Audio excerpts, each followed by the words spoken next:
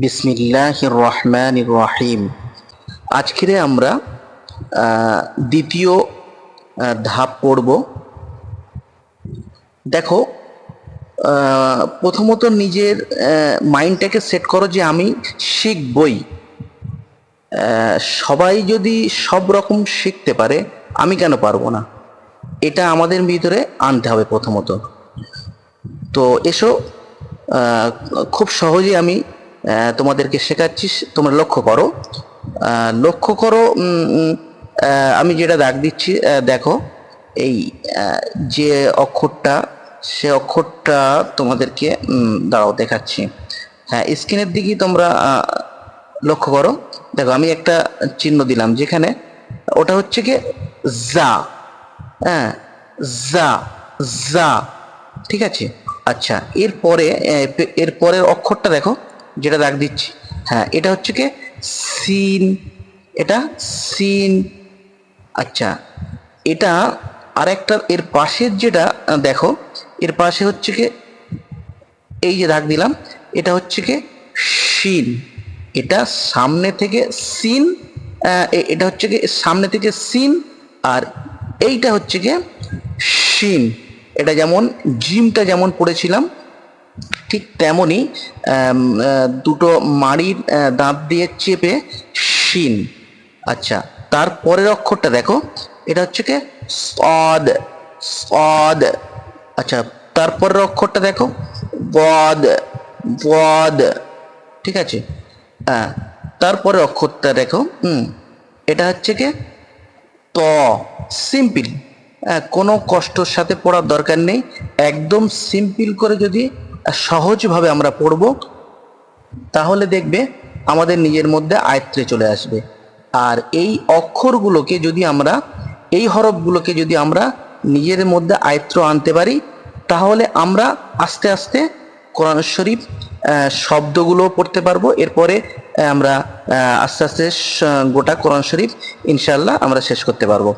আচ্ছা, তারপরে দেখো, তারপরে হচ্ছে কি, এটা হচ্ছে কি বদ, ত, ব, এটা হচ্ছে কি ব, সদ, বদ, ত, র, ঠিক আছে। এগুলো নিজের মধ্যে আনতে হবে। তারপরে দেখো, এবারে তারপরের অক্ষর যেটা আছে আইন, একদম একটুখানি গলার ভিতর থেকে চেষ্টা করবে। হ্যাঁ, আইন, আইন। তারপরে দেখো, তারপরে হচ্ছে কি, এটা হচ্ছে কি এই অক্ষরটা দেখো গইন, গইন, এই যে অক্ষরটা গইন, গইন। আচ্ছা, তারপরে অক্ষরটা দেখো, এটা একদম সহজ ফা। এই অক্ষরটা দেখো একদম সহজের ফা। আচ্ছা, তারপরে এই ঠিক একটু এটাও ভিতরে, একটু গোলার ভিতর থেকে অফ, অফ। আচ্ছা, তারপরে দেখো কাপ, এটা একটা সিম্পল, একদম সহজ, কোনো কষ্ট নেই, কাপ।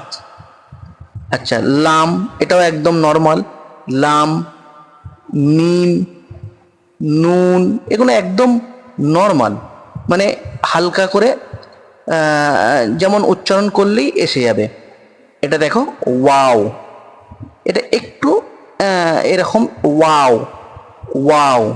আচ্ছা, তারপর এটা দেখো হা, এইটা আমরা যেমন পড়েছিলাম এখানে, এটা হচ্ছে হা, হা, এই ভিতর থেকে একটু পড়েছিলাম।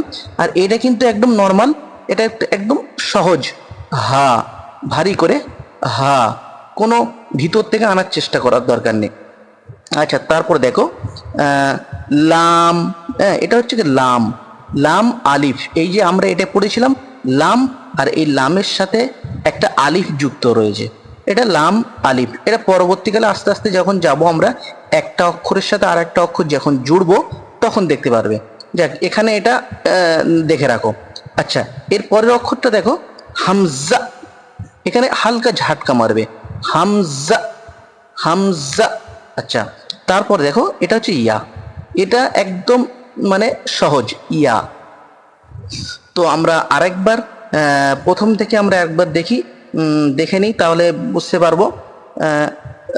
দেখো, প্রথমটা পড়েছিলাম, আজকের পুরোটা রিপিট করে দিচ্ছি।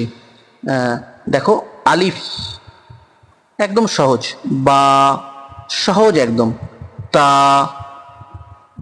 রা, এখানে সিটি হবে না, তা, এর আগেও বলেছি। আচ্ছা, এখানে দেখো এই যেমন একটুখানি হালকা একটু মানে চেপে তুমি দুটো মাড়ি চেপে একটুখানি উচ্চারণটা হবে, জিম। তারপর দেখো হা, এটা হচ্ছে কি হা, এই হাটা দেখো, এই হা, হ্যাঁ, এটা এটা হচ্ছে বড় হা, হ্যাঁ, যেটা আমি ছোট হা দেখিয়েছি, এটা হচ্ছে কি বড় হা।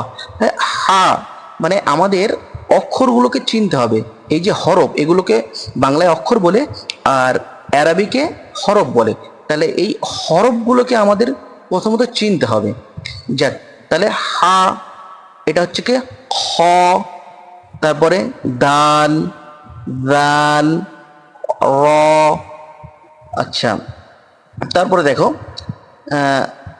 এটা হচ্ছে কি জা, আজকে যেখান থেকে পড়াচ্ছি, জা, সিন, শিন, صاد, ضاد, ত, ব, আইন, আইন, গইন, ফা, কফ, কাফ, লাম, মিম, নুন, ওয়াও, হা, লাম আলিফ, হামজা, ইয়া।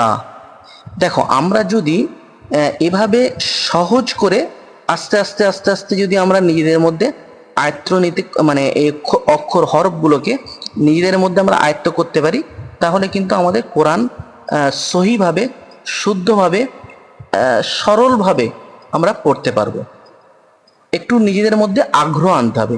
রেগুলার এই অক্ষরগুলোকে আমরা চিনি এবং সহিভাবে পড়ার চেষ্টা করি। যেমন করে পড়ালাম তেমন করে তোমরা পড়বে। ঠিক আছে, আজকের এই পর্যন্ত থাক। এরপরে কিভাবে আমরা আরো সামনের দিকে এগোবো, এরপরে ইনশাল্লাহ হবে।